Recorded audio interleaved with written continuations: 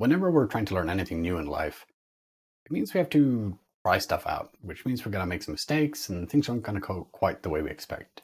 And it's important to get to a point where we can do that without shame and have that permission to give it a go without feeling like the world is judging us for every move we make that wasn't perfect. And that's true on our journeys to becoming agile as well. And this is where things like agile dogma can become really dangerous. And when I say agile dogma, what do I mean by that? It's a woolly concept at the best of times, but it's essentially people who think that there's only one way to be agile. There's only one way to achieve this agility, this adaptability that allows you to thrive within and on change. And that's simply not the case. The nature of dealing with complexity and change is that there's never going to be a best way. There's going to be a lot of good ways, some okay ways, and lots of bad ways.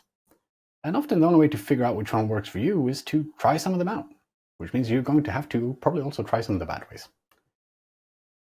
So one of the big things I believe in, and one of the things I try and always encourage people and make people feel empowered to do, is to just try.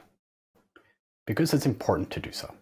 If you never try it, you'll never know if you enjoy it, if you're good at it, and also you'll never figure out where you can grow.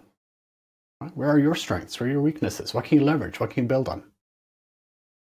So we have to try, which means we have to be able to do so without that judgment or shame from others.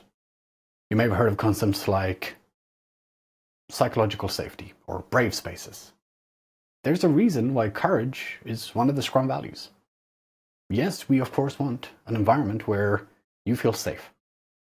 You feel like you can do these things without worry of judgment or being shamed for what you do. We might eventually get there. As people realize that this is part of the journey, and this is the environment we need to be able to operate within, that's going to become more and more acceptable and more par for the course.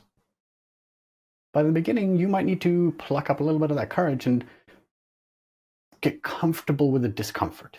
Accept that there might be a sense of shame within yourself, which is normal. It is absolutely fine to have that sense of shame. We don't like it, we really don't want it, but it's normal for it to be there. It's natural for it to be there. It's always going to be. And the judgment, well, that's going to be there in the beginning, but over time, as people realize that what you're doing works, and they probably like what they're seeing, it's going to, again, fade away and get better with time. So in the beginning, you're going to need that courage. You're going to have to give some things a go. And by doing that, you're actually giving other people permission around you to try things out as well. You're helping to make that better culture in your environment. So that is why I make it a very big point to say, you got to just try things out. And you're probably going to be bad at it when you start. Not because you're trying to be bad, but that's just how it goes with any skill we're trying to learn. You're going to drop a few balls when you start to juggle, and before you know it, you're doing amazing. All right, thank you very much for watching. And if you like what you saw and you want to hear more about what I've got to say in the future on similar questions, or if you have a question yourself, please reach out to me on LinkedIn. That's the easiest way to get a hold of me. You can also email me at oscar.stife@pragmaticshift.com. Please do like the video, share it with others if you think they might benefit from it, or follow my profile to see stuff as they come out as well. And I would love to be your Scrum trainer. So please find my content on pragmaticshift.com.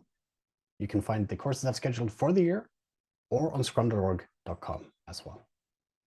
Look forward to seeing you in my classroom soon.